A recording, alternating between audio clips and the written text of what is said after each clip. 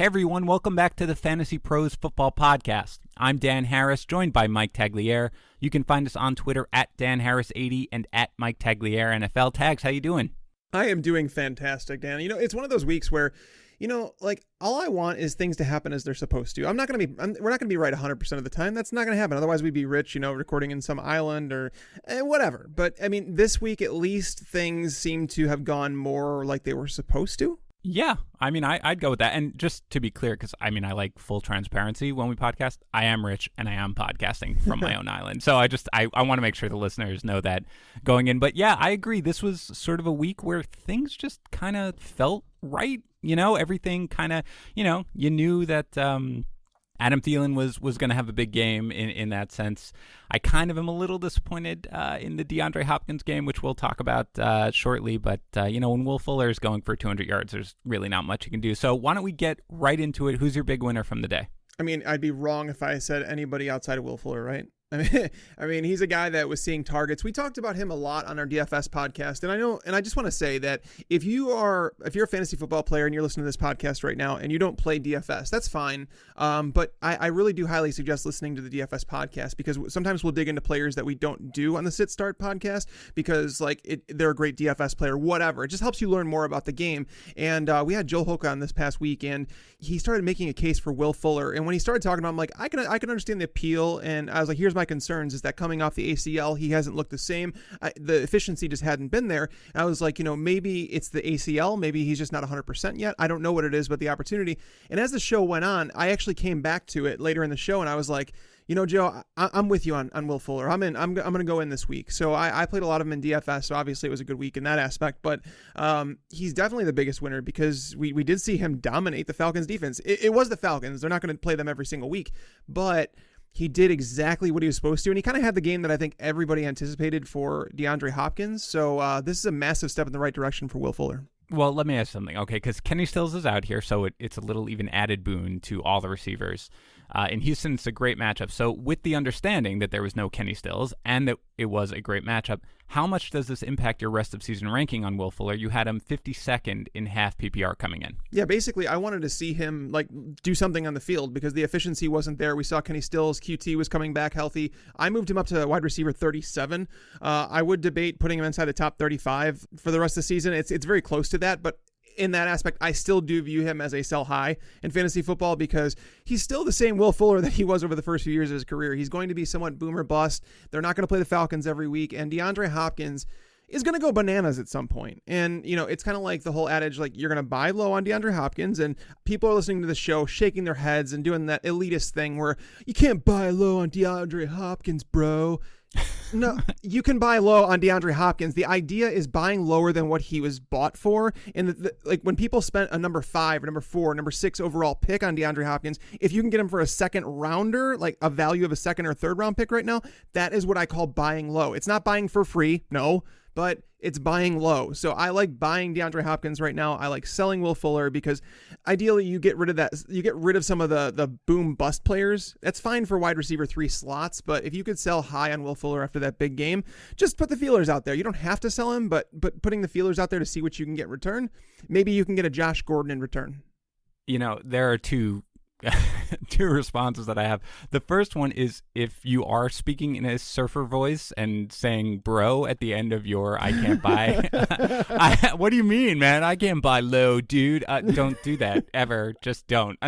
Tags, you're allowed to do that on the podcast because you're imitating people. But if you are the people that Tags is imitating, just don't do that. Re-examine your life and come up with a better way to just exist. With regard to Fuller, I completely agree. Nobody's going to buy him off this game as, oh, wow, he's going to be a wide receiver. Nothing like that. Of course, you moved him to probably about where I'll have him. The one thing I'll say is that, before last year when Kiki Kuti kind of emerged a little bit, Fuller basically was like a guarantee, something that looked unsustainable, but he was constantly scoring touchdowns, and he was succeeding nearly every single game that he'd ever played in his career with Deshaun Watson. So, Stills being there does certainly change things, but QT has really not been involved here. So to the extent Stills remains injured, I'd certainly be a little more inclined to hold on to Fuller, because I think he will be a little more reliable, generally speaking. But in terms of selling high off this game, of course, because it's an obvious statement, is the best you're going to see from Fuller this season. How about your biggest loser here, Tex?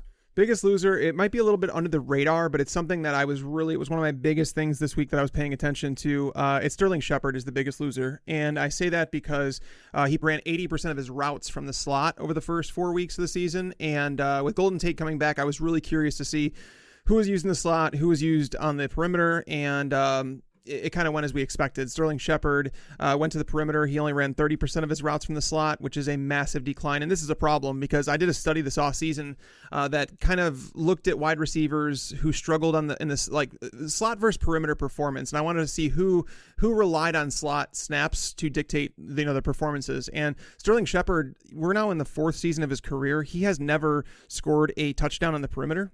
In terms of non-slot performance over the last 2 seasons, he ranks 49th among 66 wide receivers that qualified. They basically had to have at least 40 targets in each season. So there were 66 wide receivers. He ranked 49th in non-slot performance. Golden Tate was like 56th or something like that. So Golden Tate was in the same boat. And I felt like they have 2 slot receivers. Like, what the hell are they going to do here? And knowing that Shepard played 70% of his snaps on the perimeter this week, it's definitely hurting to his production. And now, obviously, he's going to be playing Thursday night against the Patriots, which is going to be a terrible matchup. So, yeah, Sterling Shepard, you are the biggest loser. Yeah, that is an interesting call, and your reasoning is absolutely spot on. Now, it's interesting because fantasy owners are probably going to look at this game, and it's a tough matchup against Minnesota, just generally speaking. They have a strong defense, but he went 5 for 49, so you're like, okay, well, that's not great, but that's not something. But they might look at the 10 targets and think, oh, wow, this is an opportunity actually perhaps to buy given the target share. So it is really, I'll be honest, Tex, this is my favorite loser that you've ever thrown out there since we've started this segment of the podcast. Let me ask you something. You had him at 30th, I believe, in half PPR. Where are you moving him after this game? I moved him down to wide receiver 38, so he's outside the top 36 now. Because I was considering him like a start with Daniel Jones, like Daniel Jones and him. And the reason I think he had 10 targets is because Golden Tate hasn't really had many reps with Daniel Jones. Like it was going to take some time. That was a conversation Bobby and I had on the podcast because Bobby's like, Golden Tate's a sure thing, wide receiver 3. I'm like, I don't want to say that just yet because we saw, and he rattled off a bunch of stats about Golden Tate with Detroit. And I'm like, Bobby, he was with that team for years. I mean, you can't just automatically assume he walks into a team and produces. Like, look at what happened when he went to the Eagles, He's a guy that struggled, and they slowly started cutting his snaps. I know he scored a touchdown against my beloved Bears in the playoff game to ruin their chances of advancing, but Golden Tate wasn't good with the Eagles. And so why are we automatically assuming he's going to be good with the Giants? Now, he does have the most valuable role in terms of playing in the slot. That's obviously going to help, but he has no chemistry with Daniel Jones right now. Yeah, he, of course, missing the first 4 games is something that's always going to affect a receiver. And I really don't know. I cannot judge the Giants offense yet. They had the huge first time when he came out against the Bucs. And it's really just hasn't looked fantastic since then. They didn't look great against the Redskins at all. So it's definitely wait and see mode. But I do like that you're having Shepard here as somebody who loses value significantly outside of that wide receiver 3 range. I'm not sure where I'll have him. I had him right around where you did. I'll drop him for sure. He might still be the borderline, but my guess is we're going to be right around the same area. By the way, if you were thinking, man, I wish there was some way to see all your content over at Instagram, well, you're in luck. There is, because we're on Instagram, where you can obviously find us at FantasyPros. You can access our articles, videos, store, whatever you want. Just search for us at FantasyPros over at Instagram and look around to your heart's content. Let's move on to my favorite segment, which we could not do last week because I had a little bit of a rough week and couldn't get here on time, but it is What's Your Problem, Man, where I basically yell at tags. So let's start this off with, what's your problem with DJ Chark? man. I mean, look, this is the second time he's been in this segment. Now, admittedly, he was 13 spots higher in your rest of season rankings coming into this week than he was when I yelled at you in week 3, but he is 39th in your rest of season rankings heading into today. 11 targets, 8 catches, 164 yards, 2 touchdowns. Did you lose some weird food-oriented bet or something with Bobby where the punishment is that you are forced to keep Chark way too low, or what's happening here? Please tell me he's rising significantly. You know what's crazy is that I told a lot of people this week to play Chark, and on the Sunday morning live stream, a lot of people were asking me questions about Chark, and I was referring to him as kind of like a guy that you have to plug into wide receiver, is like a wide receiver 3 moving forward with the way that they've been playing. And Gardner Minshew continues to prove that he's capable of getting him the ball. They're moving him around. They're actually putting him in the slot now. So the way they're using DJ Chark, like I was watching today, and I'm like, geez, I need to keep moving this guy up, and I continue to do it. And it's like, this is one of my problems, right? We all have our vices, and we all have these things that we struggle with, and it's like last year with me with Phillip Lindsay. You know, week 1 I was like, I'm not buying in. You know, it's just I was willing to let someone else go to the waiver wire and snag him. And, you know, DJ Chark, I've slowly been coming along, because it's not like 38th or 39th wide receiver is terrible, but it's like now I moved him up to wide receiver 30 for the rest of the season. So he continues to climb up my board. The issue is I can't say that like I would rather have him moving forward than someone like a DJ Moore, like a Josh Gordon, like a Larry Fitzgerald. I can't put him over those guys just because I feel like I have too big of a sample size of what those guys can do. I don't have an issue if somebody wants to do it, but so when you ask, what is my problem? It's that I'm slow to come around on players that don't have a proven history. I think that is fair, and I don't think that that's really a problem. I'm the same way, but I feel like in recent years, I've become more open to moving guys off of performances early in the, I mean, I'm sure you had Terry McLaurin, you know, before any of this started. You know, he was injured last week and stuff like that. Like we rose him immediately. Now, you know, of course, we hadn't seen anything from him before, so it's a little different. But in the end, look, I had Chark 31st coming into this week. I was buying him. I don't know how much more he's going to rise, because I agree, like, it's a little crazy at this point, and it does get to a point where you're like, yeah, if you're telling me DJ Moore is the guy who I've got to choose between, I'm probably going with DJ Moore, although not definitely. It's a little close, but at this point, you have him basically, you said 30th, I believe. That's acceptable, Tags. I will allow this. I look forward to bringing him up next week when he goes for 3 touchdowns, and we can really get angry about it. All right, Tags, you had O.J. Howard 7th in your rest of season rankings at tight end coming into this game. 2 targets, 1 catch, 10 yards against the Saints. What is your problem generally in that? Why are you ranking O.J. Howard so high still? I mean, all you have to do is look at the landscape at tight end. That's why. Hold on. Hold on. I'm going to jump on it here because I completely agree with you. Tight end is terrible. But, I mean, Tags, I had this done so that I could do this and we could have fun with this on this podcast. I had him 17th coming in. Like, I get it. The landscape is terrible, but I will take half of these terrible people that you are just disregarding and just put them right in my lineup over Howard. I mean, is there any hope here whatsoever? You're holding on to him if you own him? I mean, unless you have a top 8 tight end, yeah, I'm going to hold him. I mean, it sucks. This week was a terrible matchup against New Orleans. New Orleans has been really friggin' good against tight ends in the last few years, so it's not a matchup that you were going to target to begin with. They have Carolina next week. Carolina has been a semi-decent matchup. You have the bye week. I'm not going to sit here and tell you that O.J. Howard's going to turn into a stud. I'm not. But I am going to tell you that I believe he has a better chance than Vance McDonald. He has a better chance than Greg Olsen, than Jimmy Graham, than T.J. Hawkinson, than Jack Doyle. Like, these names are terrible. Like, come on. So the 8 tight ends, if you have one of these guys, yes, you can move on from O.J. Howard. If you have Kelsey, Kittle, Ertz, Evan Ingram, Darren Waller, Mark Andrews, Austin Hooper, Will Dissly, that is the end of the list. Because, again, am I going to cut O.J. Howard for Greg Olsen, who had 0 catches, by the way? Am I going to cut him for Delaney Walker, who had 1 catch? And also, by the way, over the last 2 weeks, he's ranked 3rd on his team in tight end snaps. He's falling down. Vance McDonald's with a 3rd-string quarterback. His 2nd-string quarterback sucks. Jimmy Graham, he's moving up, but it's like, do we want to trust him after 2 weeks of performance? T.J. Hawkinson has had like 2 one-catch games. Please, someone, tell me why O.J. Howard is so terrible when everybody else is clearly just as terrible. I mean, I guess here that the argument is, well, everybody sucks. So I'm going to take the guy who has shown the ability not to suck. I understand. But you know what? I have seen 0 here. I don't see the game even, you know, because, you know, at least Delaney Walker has the game. Greg Olsen has a game where they're like usable. There's nothing to suggest he's not getting targets. He's not putting up any sort of numbers. It's very difficult for me to kind of. He's at the back of my list. What you're saying makes sense. He has more upside than pretty much all of these guys that you're sort of throwing out. But Hockenson, no way. I'm taking Hockenson over him, and I'm not thinking twice about it. I mean, it's just because of the expectations, really. Like if the sky high expectations, and it's like I said, Hockenson had one great game, and then he had two horrendous games, worse than OJ Howard, as a matter of fact. But we're gravitating towards like that one performance, and look, even with that, let's not debate Hockenson here. But again, he was getting targeted in the red zone. He had touchdowns that were called back. There's at least something. There's nothing that gives me excitement. Or I'm sure it doesn't really with you. It's just that everything sucks, so I'll take the opposite. That's a defendable position. I'm not going to defend it because I take the opposite position, but that's fine. But anyway, let's get into some players who, actually performed today. And let's start with the Thursday game. Seahawks 30, Rams 29, a really, really good game here. Let's start with the Seahawks.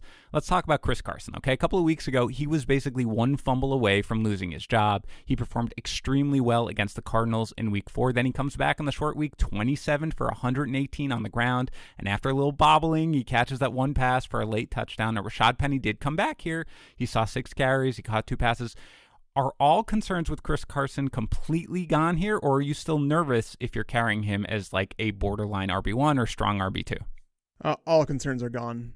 28 of 36 touches for the running backs went to him. He looked phenomenal. Like, he gets yardage when it's not there. He's a grinder, man. Like, he's the guy. He's like a Marshawn Lynch type running back where he's going to bounce off tacklers. He's going to fight for every last yard. Whereas Rashad Penny is the type of guy that's going to he's going to continually pound the ball, and he's going to hope for that one big opening and break a long run. He's more of like that guy that could break long runs, whereas Carson's just a grinder. He's going to continue to grind it out. And knowing that all those fumbles took place with Chris Carson, and Pete Carroll has continually gone to the podium and said, you guys will see how much I trust him. And he continues to go back to him, knowing that he gets it done in the passing game too. He's a rare 3-down back that has 20 touch potential every single time they take the field. So Chris Carson was somebody I expressed worry last week on our podcast too, but after watching this game, I'm not worried anymore. I'm really not. I mean, this is like what you just pray that you see from these guys who are in trouble, right? You're just like, man, you're in such a great situation. If you could just pull through and stop the fumbles and stop getting rid of this. And not only that, as you said, he has run just like an absolute madman over the last 2 weeks. You could throw it out maybe against Arizona because of how leaky the defense is, but not on Thursday night where he just ran hard the entire time. It was great to see. I'm completely in agreement. I was real worried about him, even though I tried not to be, but after, week 3, I really was basically thought that he was one fumble away from losing the job. I agree. Completely rock solid.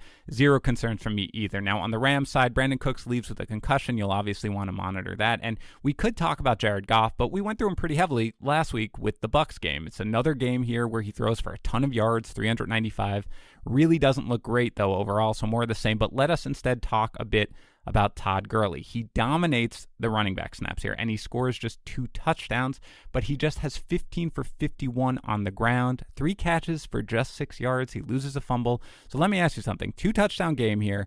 Todd Gurley, stock after this game, up, down, or the same? Up quite a bit. He's someone that I mean, if you can buy right now, if you play in a competitive league and someone's worried about him, like his snaps, I've been watching this. So he went the first 2 weeks, it was 70% and then 63% of the snaps, and there was concern. And then it's been 73, 75, and then 93% of the snaps against the Seahawks.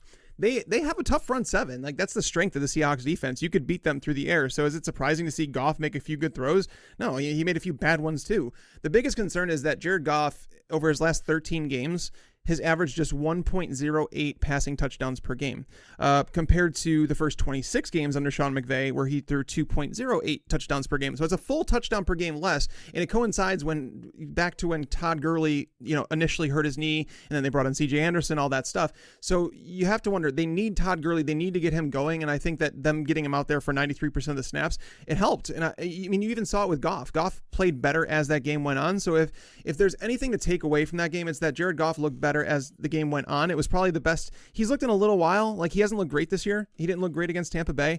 But knowing that Todd Gurley was on the field for 93%, that could be the common denominator here. So I expect them to ride Todd Gurley a little bit more going forward.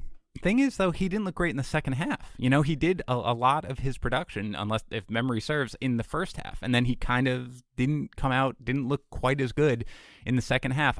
For me, it's the same. I agree. The snap share is huge, and that's really what we're looking at in the end. But I just don't love the way he's running tags. Like, I get it, and maybe first of all, where do you have him? You had him 14th coming in. Do you still have him? What? I moved him up, and I thought he looked like, I don't know if people haven't been able to see Todd Gurley. Like, he looked like crap through the first few weeks, and like he was running very timid, didn't have any urgency. I thought he looked better against Seattle, and I know some people have disagreed with me on that, and I see what they see, but I have him as RB10 right now. I am like suggesting everybody hold him. If you have him in a fantasy league and someone's trying to buy him, I suggest holding him unless you're getting like phenomenal value in return. Okay, as usual, I have not done my rest of season rankings. I will start updating them tomorrow. My guess is he'll he was 16 coming in. He'll probably just be 15, maybe 14. I don't move him quite as much after this performance, but I agree that the percentage of snaps that he played, Malcolm Brown is no longer a thing. That's pretty critical there whenever you're judging any running back. Let's move on to today's games. Bills 14, Titans 7. A game that really, even though they won by a touchdown, the Bills kind of had no business winning here. And I'm going to go out on a limb and say that this is the game with the fewest fantasy takeaways. Two good defenses, kind of a grinded out offenses. Josh Allen recovers from his concussion in time to play. He throws for 219 yards and 2 touchdowns. No Devin Singletary again here, so Frank Gore gets the bulk of the work, 14 for 60 on the ground. John Brown, 5 catches for 75 yards. Cole Beasley, a little disappointing quiet here, 3 catches, 21 yards. Anything to say about the Bills here? Not really. No big takeaways from the Bills. John Brown had I think he had five catches for 75 yards in the first half, and then nothing happened. He never even saw a target after that. They went run heavy. The biggest takeaway for me from this game is going over to the Titans side of the ball. It's Derrick Henry. He's losing the passing down work. And we knew it was going to happen, right? Like, this is a guy that had never caught more than 15 passes in a year at the college level, at the pro level. And the Titans were like, we're going to ride him. We're going to use him as a workhorse. He's going to do work in the passing game. He's just been underused. He saw 5 targets in the first 2 weeks. And now he's seen just 3 targets in the last 3 weeks combined, including 0, a big fat 0 in this game. It's kind of going back to what it was last year, unfortunately. I mean, he's not great in the passing game, but they should be using him a little bit. Deion Lewis is not the guy. He's not the answer, the one that's going to get things done. So unfortunately, Derrick Henry's, he's one of the bigger losers of this week, to be honest with you, even though he scored a touchdown, and that's to be expected. Buffalo, now under McDermott, they've now played 37 games. They've allowed 38 rushing touchdowns in those 37 games. So I expected a touchdown out of Derrick Henry here, but I was really curious to see if the passing down usage was trending in that direction to where he got 0, and it absolutely is. And Deion Lewis got 4 targets in this game. So yeah, Derrick Henry's like a sell if you can sell him. I mean, the one thing is that I think Derrick Henry had another touchdown called back that unless I completely made that up, but I thought I saw him score again. And then I saw them going back. So, I agree here. But again, I mean, 4 targets. This was not a game where, Deion Lewis was out there and I mean, completely dominating sort of the work. I agree.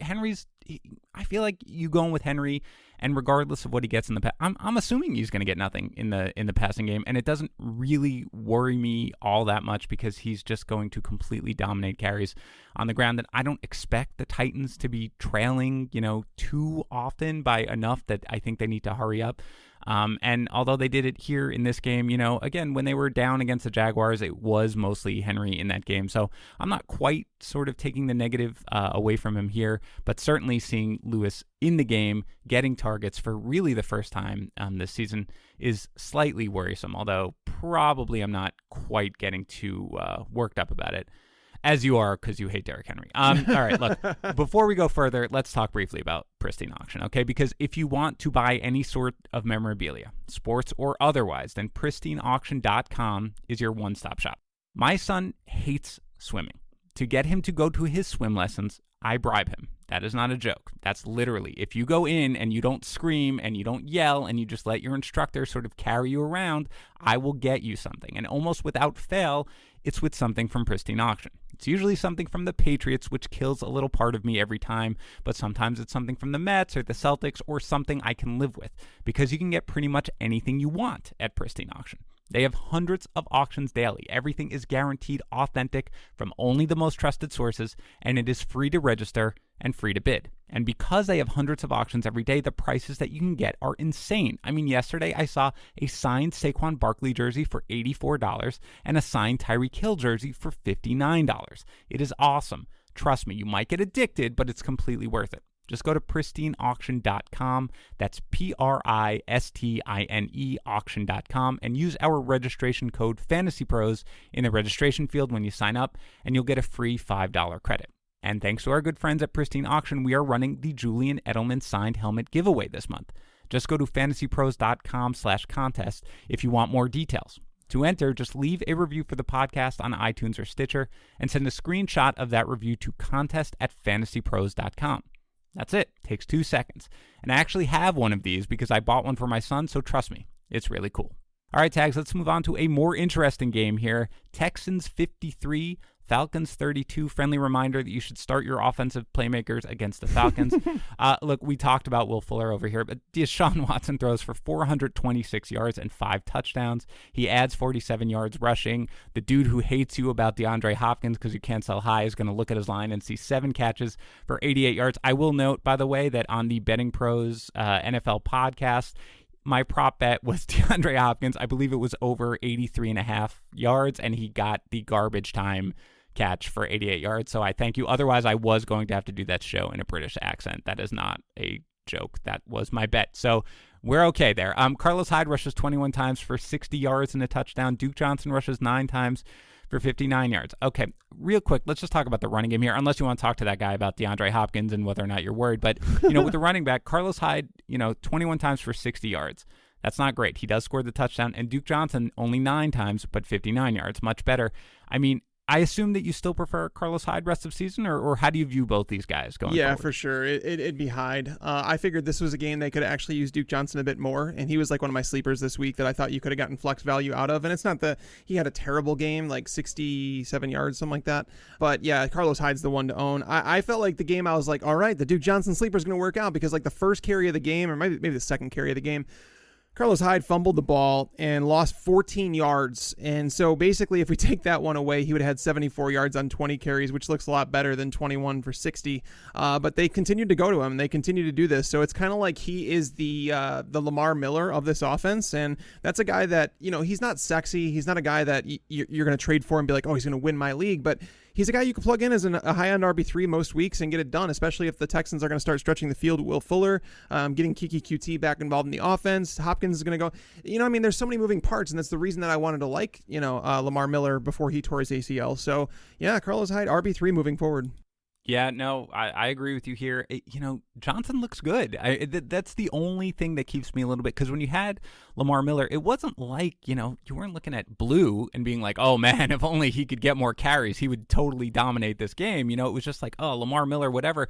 Here you have Duke Johnson, who looks good in recent weeks, and so it would kind of be nice to see him get more. Either way, they're against the Chiefs next week, so everybody kind of isn't playing that game. On the other side of the ball, Matt Ryan throws for 330 yards and 3 touchdowns, trying desperately to catch up. He also runs for a touchdown. Calvin Ridley gets back on track here with 5 for 88 and a score. Mohamed Sanu finds the end zone. Julio Jones just 3 catches for 42 yards. Very quickly, are there any concerns whatsoever with Julio Jones, or is this just the ups and downs of a fantasy season? Nope, this is just the ups and downs that's going to happen. They're going to happen from time to time, and everybody will always panic about Julio, and it's been 2 weeks now in a row, but everybody was worried about Ridley coming into this week. It's going to happen, guys. Mohamed Sanu is not going to catch a touchdown every week. He's not going to see 12 targets like he did last week, and things are going to even out, fortunately. And the best part about this Falcons offense, like, buy. Like, if you can get Matt Ryan at a discount, people are like, oh, it's the Texans, whatever. Buy Matt Ryan. Their defense is so bad. They're going to be throwing the ball an awful lot. And it's really good to see Devonta Freeman involved in the passing game as well. Ito Smith actually had more receptions than Devonta Freeman. But, again, when you have a team that's going to be trailing as much as the Falcons are, they can hang with other teams. Like, it's one thing to play a team like the Dolphins and be like, oh, I want to start all my fantasy players against them, because, they're just a bad football team, right? But it's another thing when you have a team like the Falcons who can keep up pace with them. They can score on any team in the NFL. I want every bit of this Falcons offense I can get my hands on, to be honest. I was going to ask you about Freeman. So it sounds like you've kind of given your opinion here, but just 11 for 30 on the ground. He does catch the 5 passes for 42 yards, and he catches the touchdown. So this is the 4th time in 5 games that he's been held to 30 yards or fewer on the ground, but he has at least 3 catches in every game. It's clearly he's still dominating, as you said, the running back touches over Ito Smith. So overall, you're basically saying because of his involvement in the passing game, because they're going to be playing from behind, because of all that stuff, you're fine with Freeman, right? You don't really have concerns despite the lack of production on the ground. There are definitely concerns with his production because he hasn't been very good. But I'm sorry, I'm watching in the middle of this Packers game. This Packers Cowboys game is going on in the background, and Amari Cooper just made a ridiculous Madden style move where he caught a ball along the sideline, did like a complete 360 to spin off a defender and score a touchdown. I thought we've established that you're not allowed to watch Amari Cooper during these podcast acts because that's probably the best scenario. But no, I mean, Devonta Freeman is a guy that he's like a low end RB2, high end RB3 at worst.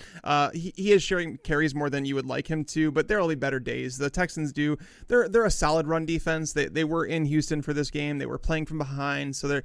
But again, seeing him get that touchdown through the air is definitely reassuring. I don't want to panic about this offense. Honestly, like this is like last year all over again, and you wanted parts of this offense. Yeah. No, it's fine because I felt the same way, but I think that some fantasy owners might see his numbers on the ground and be concerned. But it's kind of how I felt with Leonard Fournette this entire time, before he's now begun producing over the last couple of games. It's that his involvement in the passing game just basically gives him a floor that you don't really have to be concerned about. So you can plug him in there every time, even if he's going to be stifled on the ground a little bit. So we're in agreement there. Let's move on to Ravens 26, Steelers 23 in overtime. Mason Rudolph got knocked out of this game and hospitalized with a significant hit. I think I just saw a tweet from Schefter saying he's been released from the hospital. So all the best to him. It was really, really scary looking. Devlin Hodges performs admirably, nearly pulls out the game. But let's start with the Ravens first before we get to this impact on the Steelers. Mark Ingram gains just 44 yards on 19 carries. He does find the end zone. Hollywood Brown fights through an apparent ankle injury, I believe. He scores a touchdown, but just 22 yards. Lamar Jackson throws for just 161 yards, 1 touchdown, and 3 interceptions. Now, he does rush for 70 yards, but look, are we overrating Lamar Jackson by having him, both of us, as a top 3 QB? We both had him coming into the game. I know his rushing ability gives him a pretty high floor, but I mean, he's thrown accounted actually for just 1 touchdown in 2 of his last 3 games. Are we overrating him a little bit? Not really, just because you go back to what he did 2 weeks ago against Kansas City. He didn't throw a single touchdown in that game. He still posted 21.3 fantasy points. This just goes back to the whole Josh Allen conversation where it's just because a quarterback's struggling to throw the ball through the air, it doesn't make him a bad fantasy quarterback. And that's where we're at with Lamar Jackson. He is running the ball quite a bit. He totaled 70 yards on the ground in this game, and that's going to continue to happen if he's going to continue to struggle as a passer. Fortunately, if Marquise Brown, provided he's healthy, that's a big game changer. Because if he were to miss time, I would definitely downgrade Lamar Jackson as a passer, and I think we'd go back to the way that he was last year, where it's we were viewing him as a borderline QB1, one that came with a really high floor, but his ceiling might not be as high as some of the other players. I want to say last year he didn't have a single game where he finished better than the QB 10 or something like that, so it was he was continually in that low-end QB1, high-end QB2 conversation. But the addition of Marquise Brown, it cleared out the safety. It took an extra defender essentially away from the focus on him running the ball. It gave him the outlet to throw a deep ball and have someone run under it. But if Marquise Brown's out of the lineup, that's definitely going to hurt. So yeah, if he misses time, I'm concerned. And Lamar Jackson hasn't looked great as a passer. I know the 3 interceptions, one definitely wasn't his fault. It bounced off the tight end's hands, and the other one, I didn't get to see the replay on it. I saw it as it happened live, and it looked like it may have been on the tight end as well. But either way, Lamar Jackson did not look great from what I saw today in that game. He missed a few passes. One would have been a surefire touchdown to Seth Roberts in the end zone. Just overthrew him. Yeah, he hasn't looked great passing the ball at all. Kind of the last few games. I know he had 3 touchdowns last week, but I haven't loved what I've seen from him. Now, they do get the Bengals next week, so that's kind of a cure-all. But overall, I'm going to have to look at it closely. But the top 5 here, with the way, Watson is able to kind of do these things, with the way Russell Wilson is playing at this point, I could see him maybe dropping down to 5 when all is said and done, but I don't think he's going to fall out of there. So I'm glad that we're generally in agreement. Slightly concerned. I think, what you saw the first 2 games where you're like, holy cow, this could be like a Patrick Mahomes type season. Not going to come to fruition. But overall, his just incredibly high floor with the rushing ability certainly keeps him as one of the elite QBs. On the other side of the ball, Juju Smith-Schuster catches all 7 of his targets for 75 yards in the score. He does lose a fumble. James Conner, just 55 yards rushing, but he does score a touchdown. So, I mean, there weren't too many surprises, at least for me. I don't know about for you, but I guess my question really is, look, we already downgraded both Smith-Schuster and Conner significantly after the Roethlisberger injury. Rudolph was hospitalized after this hit. I think it's probably, I mean, you don't know, but you'd have to think he might miss next week's game. If he does, or if he needs to miss significant time, how much more do you think you'd have to downgrade Conner or Smith-Schuster? This is the exact opposite scenario of the Falcons offense. I want zero part of the Steelers right now. Like, James Conner is down. I think I have him outside my top 18 running backs moving forward. Yeah, you had him 17 coming in even before this game, so... I mean, I'm really worried about this offense in general. Like, it's not good with Mason Rudolph under the center, let alone going to Hodges. And then, like Juju, I moved him down to wide receiver 19 after this game. I know he had a good game. He had 7 catches, 75 yards. But the concern is that everything that he's done over the last 3 weeks has been after the catch. Like, of the 171 yards that he has, 113 of them have come after the catch. That cannot keep up. It can't happen, guys. And if he's not getting the ball down the field at all, this is turning into like a slot receiver, like a Cole Beasley type situation, which you don't want to happen. So I love Juju Smith-Schuster, the player. I love him, the person. I wish nothing but the best for him. But if you own him in fantasy, this is your opportunity to sell high. And even if Rudolph is there, you're saying you're still downgrading him, right? I am, yes. Okay, yeah. I mean, I had him 16 coming in, and he's going down a little bit, even with the game. I agree. I mean, Conner to me is still, I mean, you haven't dropped him out of RB2 range, right? No, I haven't done that. Okay, yeah. I mean, look, this is for a guy like that who's going to dominate the carries, who's going to get the goal line work. He of course is someone who you still start. But Smith-Schuster, yeah, it's worrisome, and there's really nobody else at all in that passing game that you're concerned about. You know, it's not Vance McDonald isn't going to scare you or anything like that. So at this point, yeah, it's unfortunate. Hopefully Rudolph is fine, which certainly would be better than Hodges. But either way, it's not a good look for the Steelers. Patriots 33, Redskins 7. Patriots actually didn't look great early on here, but they managed to narrowly squeak by. Brady throws for 348 yards and 3 scores with the pick. Sony Michel gains 91 yards rushing with a score plus 3 catches for 32 yards. Julian Edelman 8 catches for 110 yards. And the score, look, I don't want to take away too much here because the Pats literally could have probably won this game if you or I were their best playmakers. But are there any concerns at all with Josh Gordon here? 8 targets, just 5 catches for 59 yards. He's still seeing the targets, but he hasn't topped 83 yards yet in a single game. He hasn't scored a touchdown since week 1. Are there any concerns here going forward? Nope. He's one of the best buy lows in fantasy football. He's a guy that, you know, when you see Brady, like this is my biggest takeaway. I've already started, like, obviously, like, you know, I have to kind of like get things going early in the week to do the primer. And the Patriots have outscored their opponents 155-34 this year, including this week.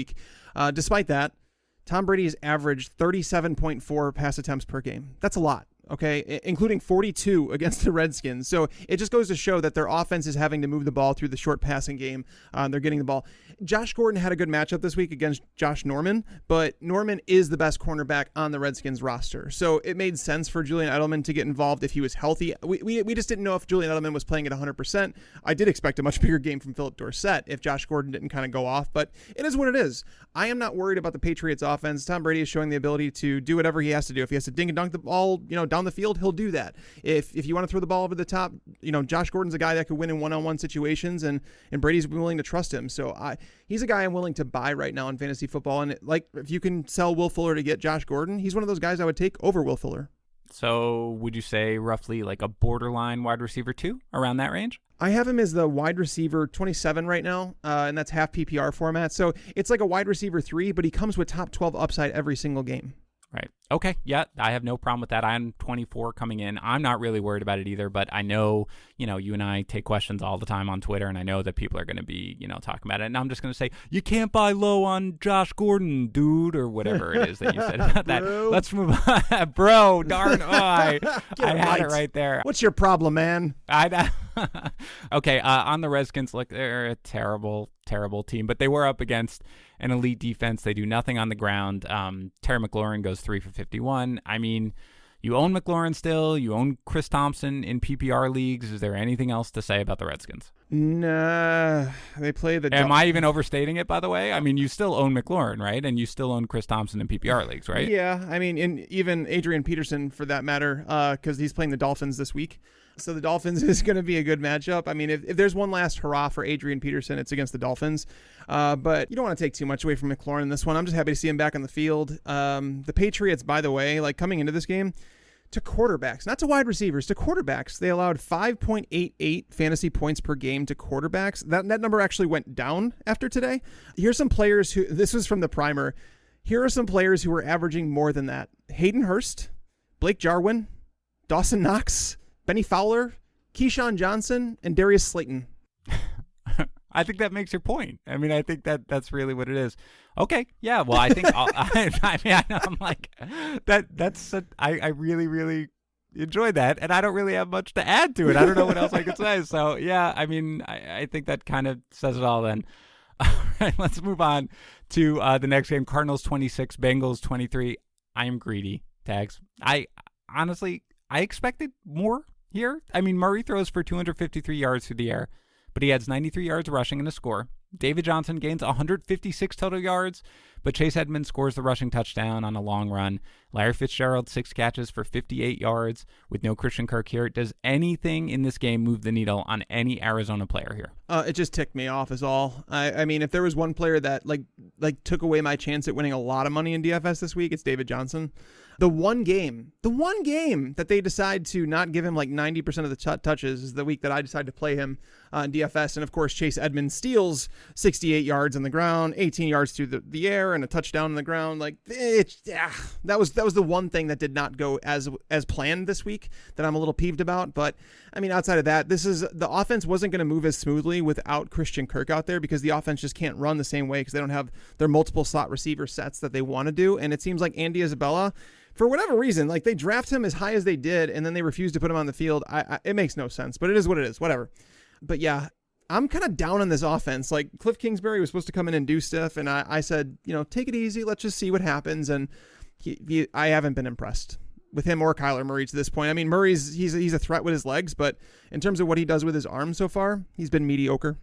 Yeah, I agree. It hasn't been as accurate as I expected, I think, from everything I had seen. And just, yeah, this offense is not, I kind of, was sort of hoping for the Chip Kelly effect where, wow, it's this amazing offense. People can't catch up and it's spread out and nothing like that whatsoever. I mean, look, Murray, it's still a borderline QB1 because of what he can give you with his legs, and you're starting Larry Fitzgerald every week, especially in anything that gives you any points for receptions or anything like that. And David Johnson's still an RB1, but overall, yeah, I agree. It's certainly been disappointing based on what we were expecting. On the other side of the ball, the Bengals were kind of quiet early on, but then Andy Dalton winds up throwing for 262 yards and 2 scores, one to Tyler Boyd, who sees 14 targets, 10 catches for 123 yards, the other to Auden Tate, who totals just 26 yards, Joe Mixon with 93 yards on 19 carries, plus a catch for 16 yards. Anything other than you really wish that Joe Mixon were on a different team?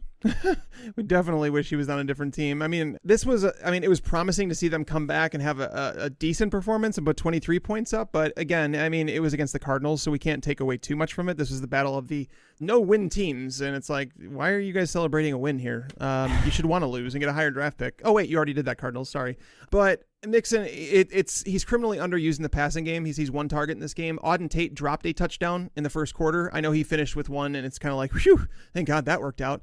But Tyler Eifert was the biggest disappointment here. Oh. I mean, what happened was Tyler Boyd essentially stole some of that production, and Tyler Eifert actually did have a chance to score a touchdown. The ball was thrown behind him, but he could have snagged it. So it could have easily been, a 3-catch, 20-yard, 1-touchdown game, which would have salvaged things for us. But Eifert, unfortunately, ended the streak against the Arizona Cardinals, where they allowed top 5 fantasy tight ends. So, yeah, that part stunk. But outside of that, it is what it is. Yeah, I'm a little mildly. I mean, this is a great matchup, of course, for the Bengals offense. So, I mean, Boyd has a great game, but everybody and Mixon was fine.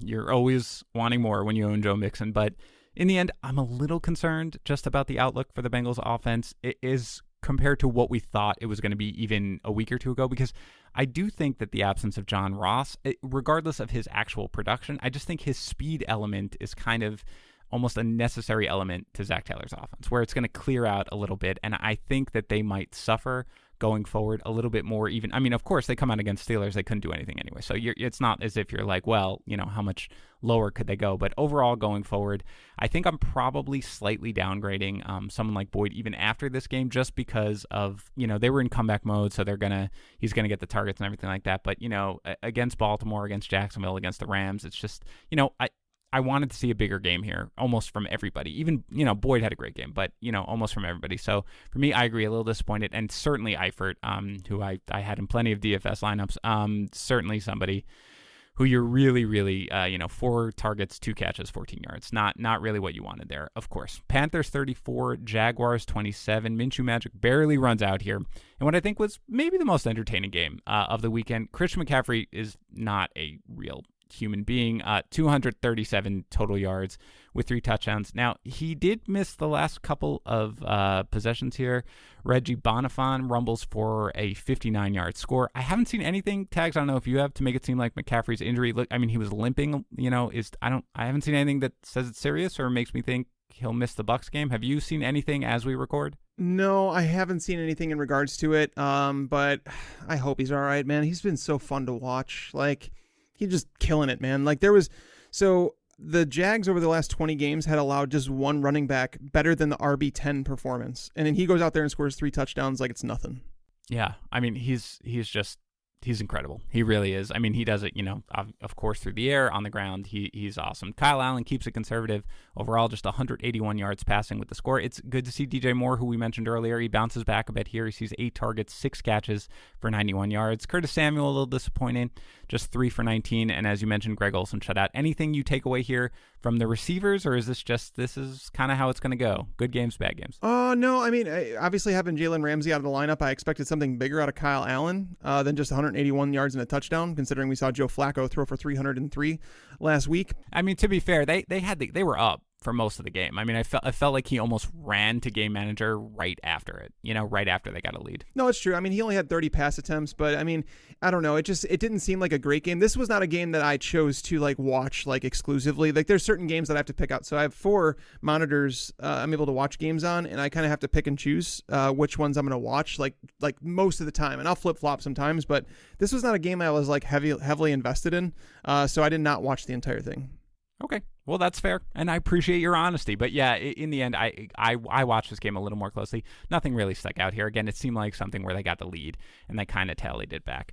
With the Jaguars, we talked about DJ Chark already. Leonard Fournette finally finds the end zone here, 23 for 108, plus another 4 catches for 24 yards on 7 targets. And again, I mentioned the targets are really what makes the difference here. With Fournette, you pretty much have him as just a guaranteed, floor, even when he's not going to be successful running the ball, which he has been of late. D.D. Westbrook has a nice game here, 11 targets, 7 catches for 82 yards. Gardner Minshew throws 2 touchdowns, 374 yards. Anything you want to talk about here on the Jaguars side of the ball, with the understanding that you didn't watch the game all that closely? The idea here is that DJ Chark and Gardner Minshew, I should say as well, are doing wonders for Leonard Fournette. Moving forward, I mean, we've continually seen 8-man fronts for Leonard Fournette throughout his career. Gardner Minshew throwing for 374 yards and 2 touchdowns against Carolina, who has been kind of a reverse funnel defense where you can run the ball on them, but they haven't allowed much through the air. I'm gonna go back and look at NFL's next gen stats to see kind of the percentages in terms of the 8-man fronts that he's been seeing the last couple weeks. But Fournette's seeing bigger holes than he's seen in a long time. And once he gets a full head of steam, he's a difficult guy to slow down. He's very big. He's not afraid of contact. So it's good to see him, kind of bounce back, because this was the running back that I thought people were getting when they were drafting him in a 3rd round, and I liked him. But then after watching the first 3 weeks, I was like, ugh. It just looked ugly. But, the more, it's almost like, NFL teams, the more that I am slowly starting to trust DJ Chark and move him up my rankings, it's almost like if NFL defenses are more okay, Gardner Minshew's the real deal. We have to account for his passing. We have to account for DJ Chark. So it's these guys getting better is only benefiting Leonard Fournette.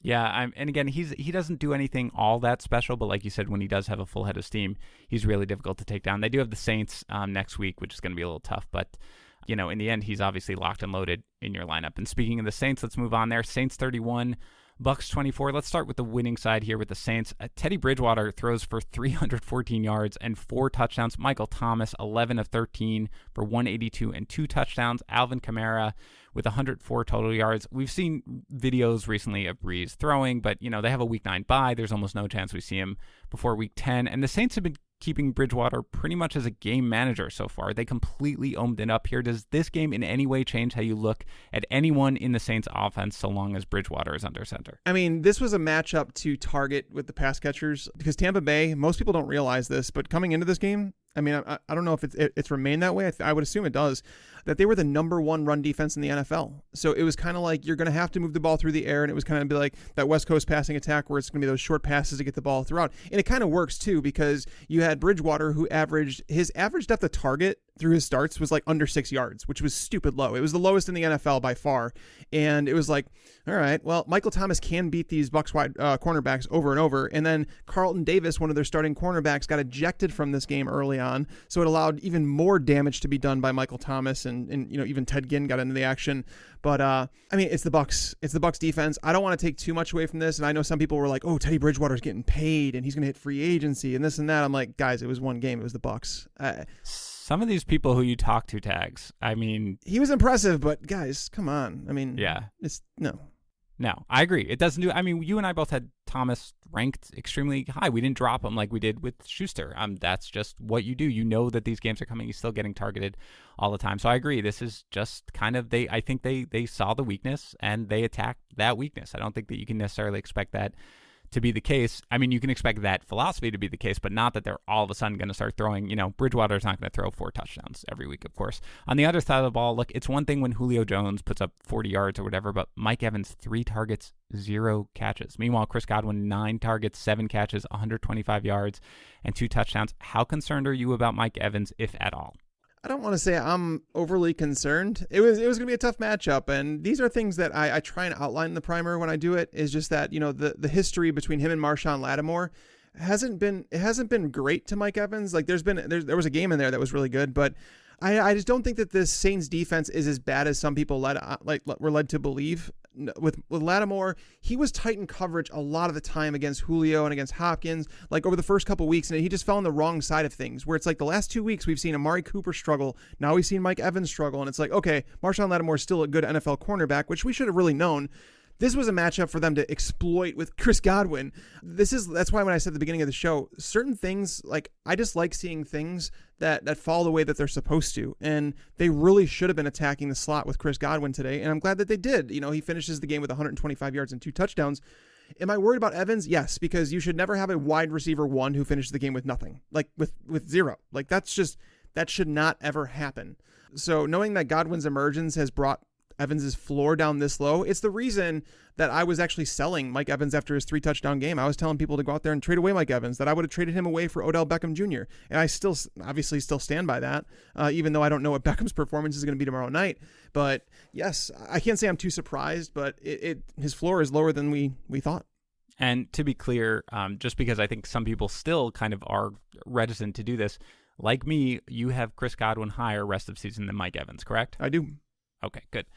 Let's move on to a game that we can probably just fly through really quickly, which is Eagles 31, Jets 6. I mean, the Eagles had this game won pretty much entirely from the word go. Zach Ertz does find the end zone. Carson Wentz throws for just 189 yards in the score. They didn't really need to do much, but out of curiosity, Jordan Howard here again, has the bigger game, 13 carries, 62 yards with the score. Miles Sanders has 9 carries, gains just 15 yards. He does catch 4 passes for 49 yards. I mean, are you slowly moving Jordan Howard up or what? Yeah, I have. And I actually had Jordan Howard ranked over Miles Sanders this week.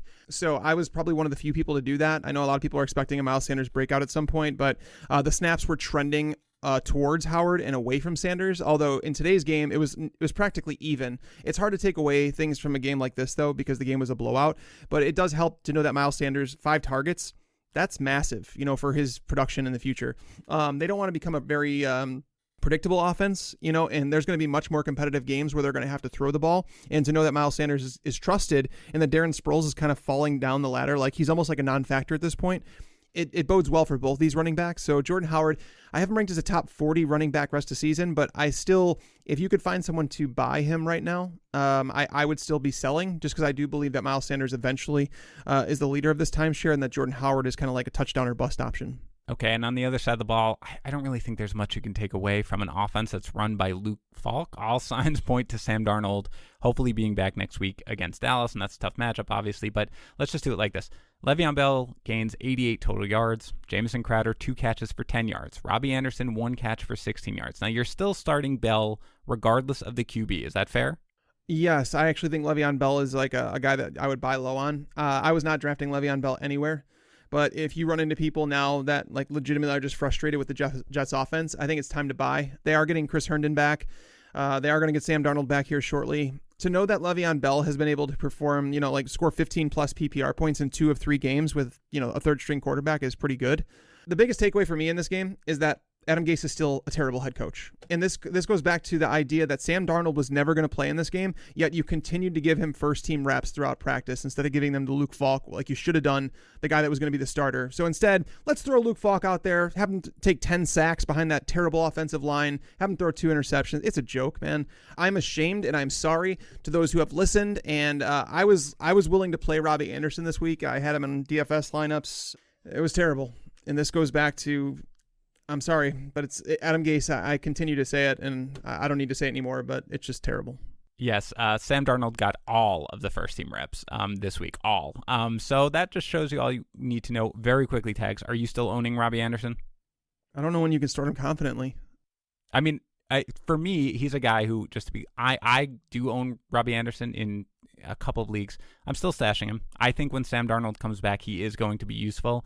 And when I have room, I am. And I expect him to be when he's there, probably, when Darnold's there, once he gets comfortable, a guy you can start most weeks in or out. Sounds like perhaps you disagree.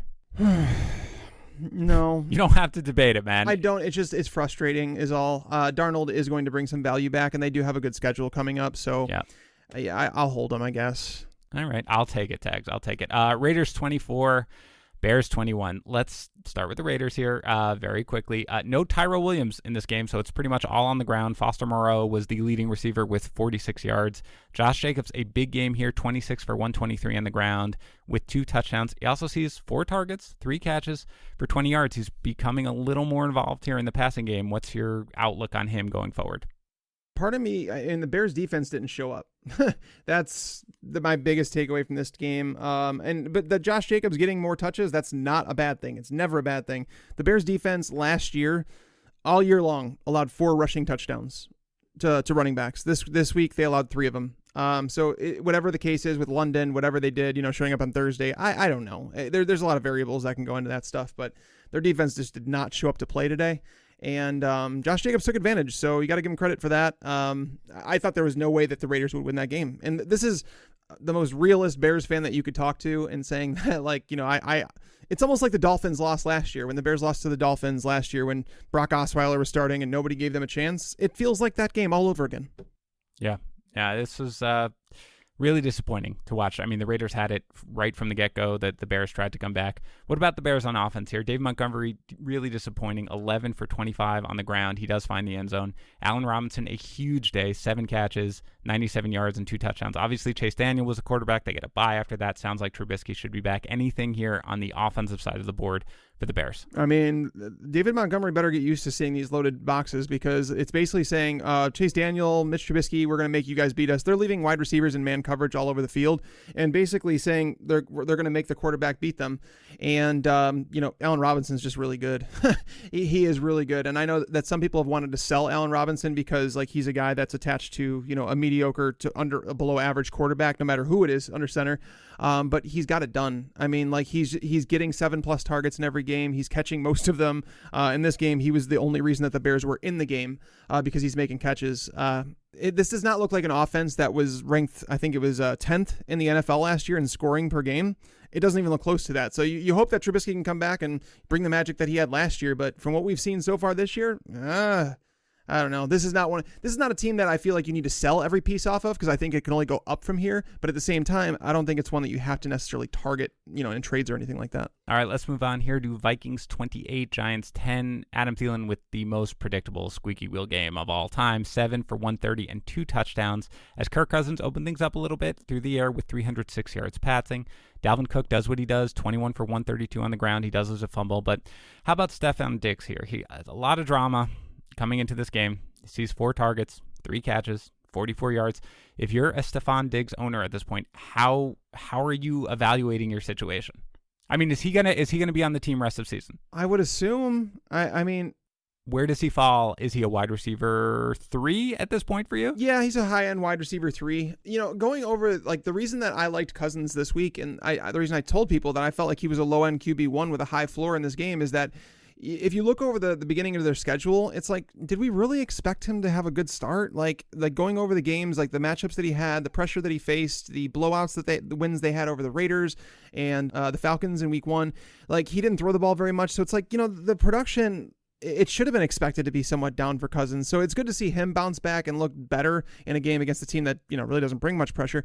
But looking ahead at their schedule, they have one of the better schedules, like, moving forward. So I'm down to hold Adam Thielen. I think Kirk Cousins can be a streamer. I think 3 of the next 4 games, Stefon Diggs is going to get his. Like, he's going to be fine. If they don't trade him, he's going to be fine. And if they do trade him, he's going to go to a contender that needs a wide receiver and that will target him a ton. So right now, I treat him as a high-end wide receiver 3. You just kind of have to go with the ups and downs.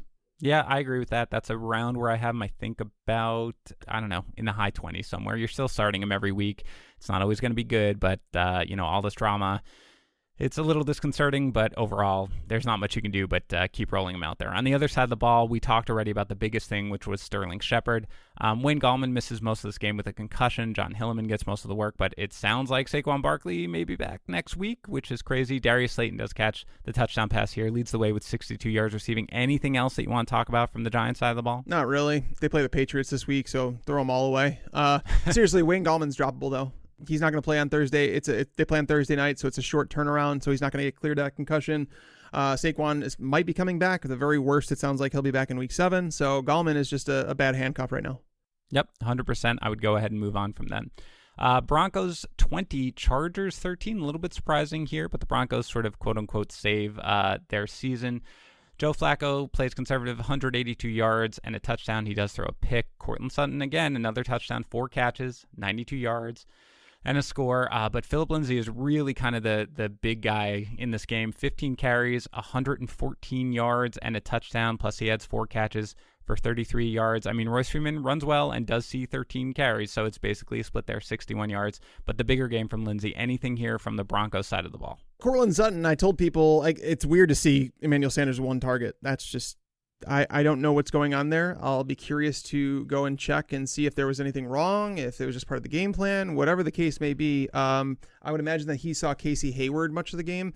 But, I mean, Courtland Sutton came into this game and he had, I think it was just 1 less reception, and he may have had more yards and just less touchdowns than Emmanuel Sanders, but he was right there. Like, Emmanuel Sanders was someone that was being undervalued by a lot of people, and I ranked him as a top 30 wide receiver this week, and that's not something that he's like someone that I was not drafting anywhere. Like, I didn't want him anywhere, and I've kind of come around to the fact that Joe Flacco likes him. It's a very top-heavy offense in terms of where the targets go.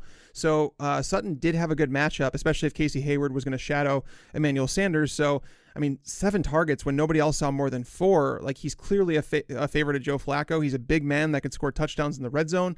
There's not much not to like. I mean, he continues to move up my board. I haven't moved him in the top 36 as like an every week play, but I now have him as a top 40 wide receiver. Yeah, and I mean, look, to be as transparent as possible, he did have 92 yards. 70 of them came from that catch and run touchdown, right? So, I mean, it is something where it's not as if, you can't take that away because that happened.